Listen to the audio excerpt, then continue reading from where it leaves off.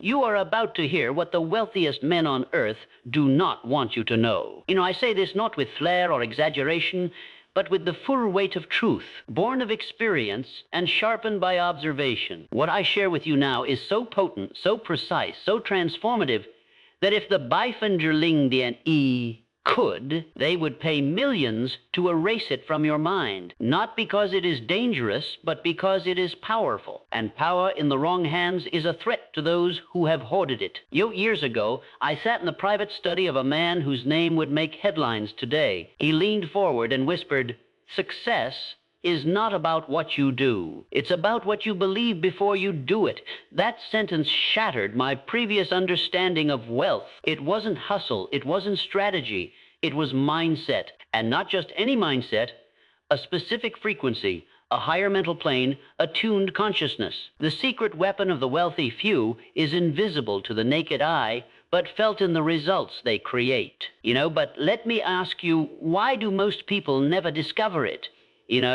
Because they've been programmed not to. Society hands you a script the day you are born. Go to school, follow rules, play it safe. Don't dream too big, and certainly don't fail. That script is a beautifully wrapped trap.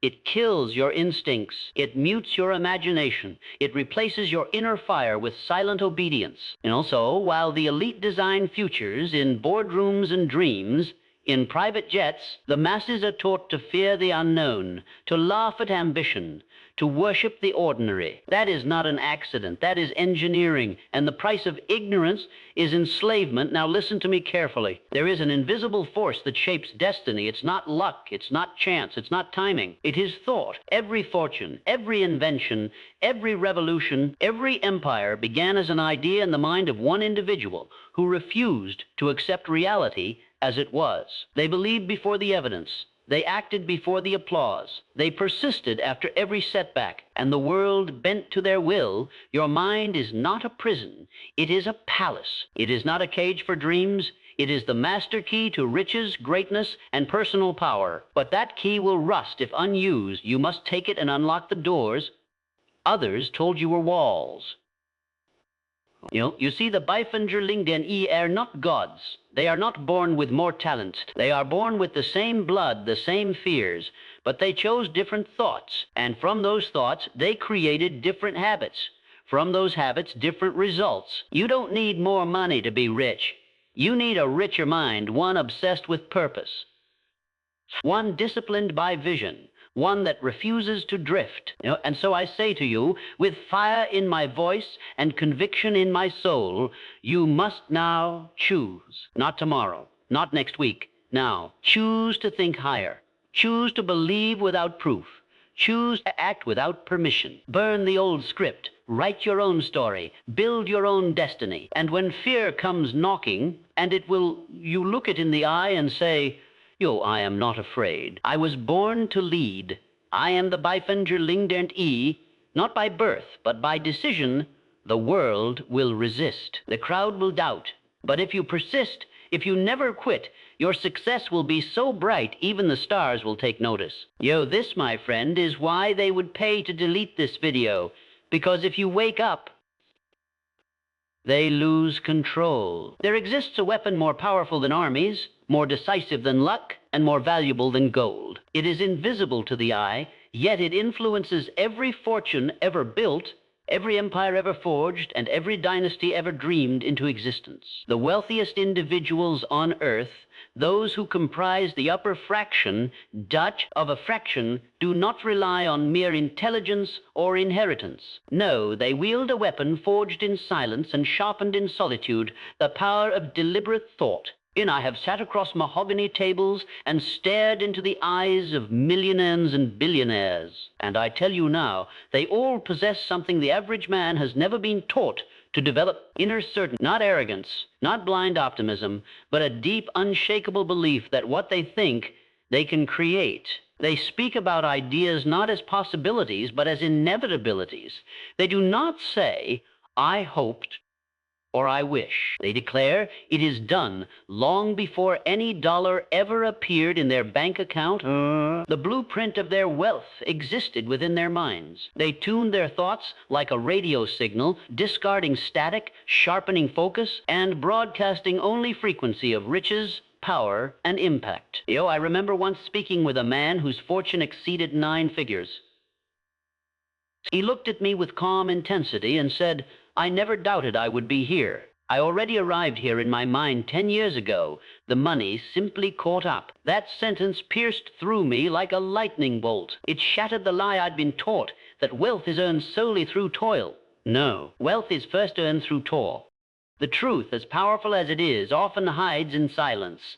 Not because it is weak, but because it is guarded, and though this secret weapon of thought is available to all, only a rare few ever claim it. Why? Because most people live their entire lives trapped inside prisons they didn't even know they were in. The tragedy of modern society is that it conditions men and women to forget who they are the moment they begin to walk. From childhood, the flame of imagination is smothered by rules.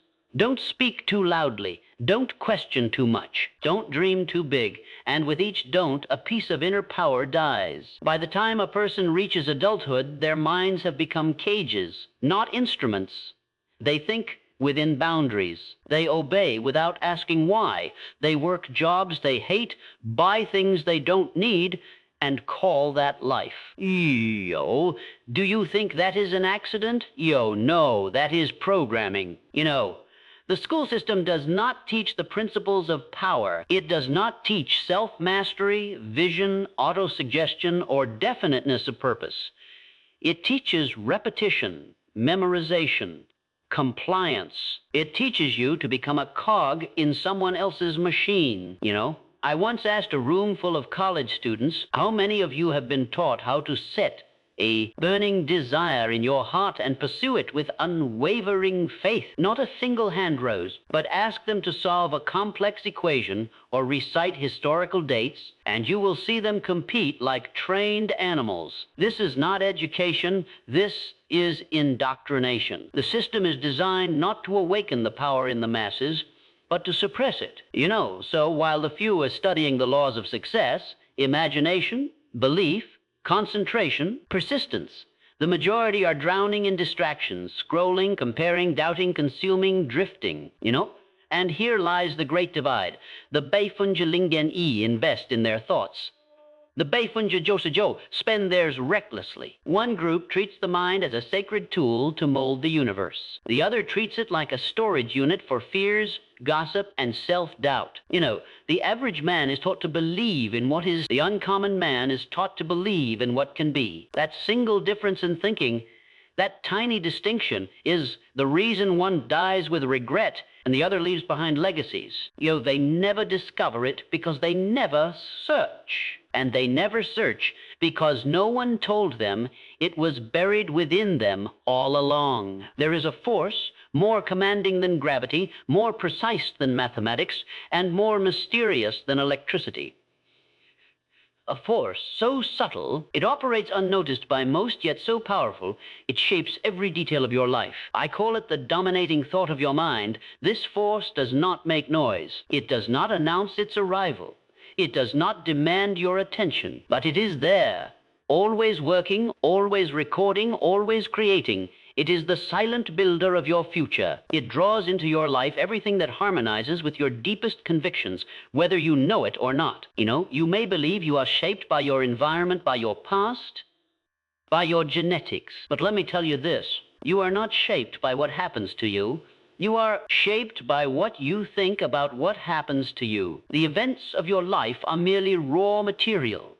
It is your mind that assigns meaning. It is your belief that sculpts the outcome, and that belief is the architect of your destiny. I once interviewed a man who rose from the most unthinkable poverty.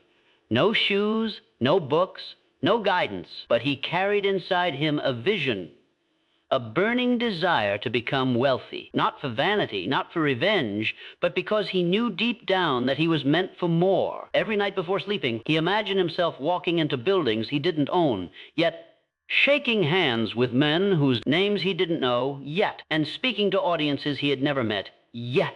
His reality had not caught up to his mind, but he did not care. He lived in the world of thought, and the world of thought began to shape the world of form. That is the invisible force. It does not respond to wishful thinking.